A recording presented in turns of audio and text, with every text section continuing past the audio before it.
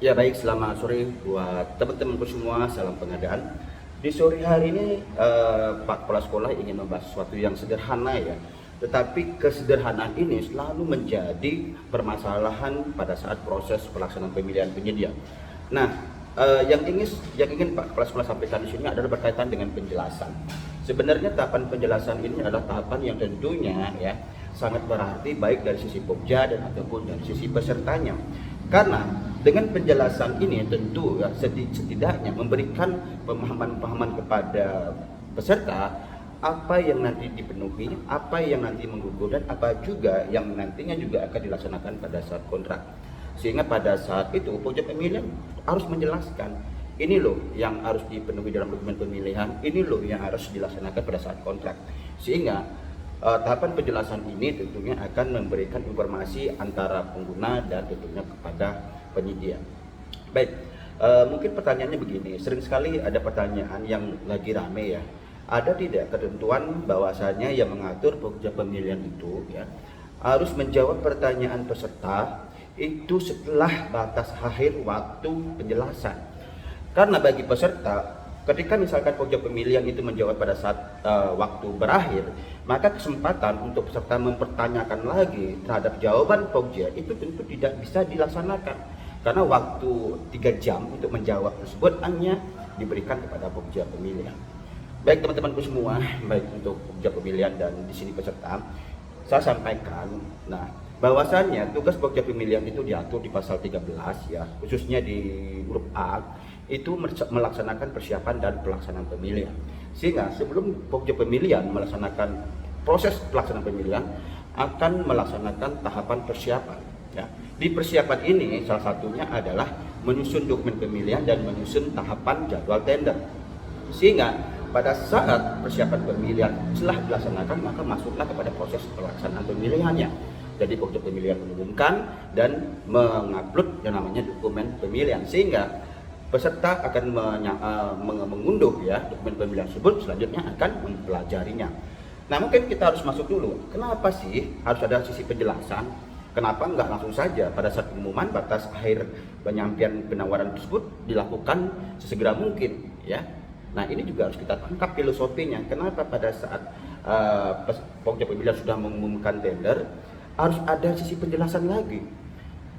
Kita harus tahu ya bahwasannya dokumen pemilihan itu definisinya adalah dokumen pemilihan ini ditetapkan oleh Pokja yang memuat informasi dan ketentuan yang disepakati oleh para pihak dalam pemilihan penyedia.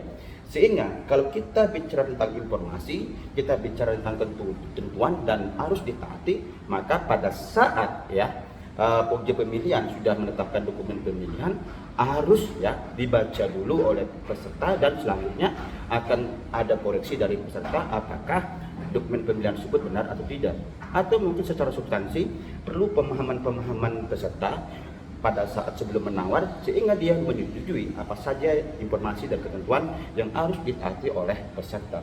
Jangan sampai dokumen yang salah, dokumen yang multitafsir atau dokumen yang tidak menjelaskan secara informatif ya isi dari dokumen pemilihan tersebut harus disepakati oleh peserta.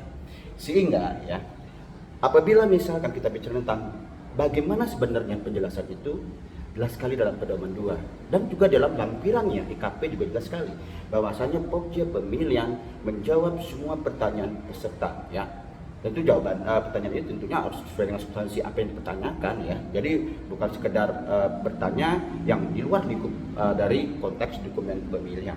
Sehingga begini, ya, misalkan ada pertanyaan ya, yang mungkin hanya berpengaruh kepada sisi evaluasi, silakan pokja pemilihan langsung menjawab karena pokja pemilihan jelas sekali sudah memahami tata cara evaluasinya. Tetapi kalau misalkan ini berkaitan dengan teknis yang tentunya pokja pemilihan tidak bisa menjelaskan, maka ya pokja pemilihan sudah didampingi oleh tim teknis, BPK, konsultan perancang ya. Jadi istilahnya offline lah ya. Pada saat mengundang pada saat akan ada tahapan penjelasan, undanglah ya, bersurat kepada BPK, kepada tim teknis, konsultan perancang sehingga apa? Sehingga ketika ada penjelasan teknis ya dengan segera ya mereka yang tahu terhadap teknis tersebut menjawab pertanyaan dari peserta. Nah, Jadi mungkin yang disampaikan di sini adalah tidak ada ketentuan Pokja Pemilihan harus menjawab setelah masa penjelasan berakhir, ya. Malahan ketentuan menyatakan sisi interaktifnya.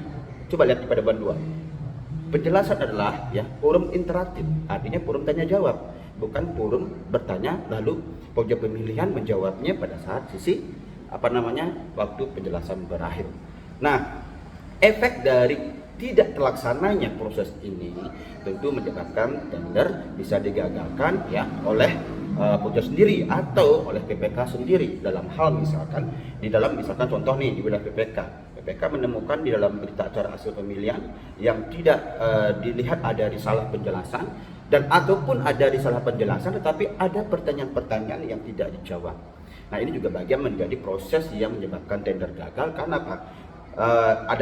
Salah satu dari penolakan PPK adalah ketika tahapan proses pelaksanaan pemilihan tidak dilaksanakan oleh Pokja sesuai dengan ketentuan-ketentuan yang ditetapkan dalam dokumen pemilihan. Ingat, penjelasan disebut bagian dari dokumen pemilihan sehingga tahapannya pun harus dilaksanakan sesuai ketentuan yang ada. Jadi saran saya, Pokja Pemilihan jawablah apabila memang posisinya pada proses berkaitan dengan evaluasinya atau kriterianya atau syaratnya. Tapi kalau bicara tentang keteknisan, silakan libatkan dari konsultan perancang dan ataupun tim teknis yang membantu PPK untuk memberikan penjelasan. Salam pengadaan.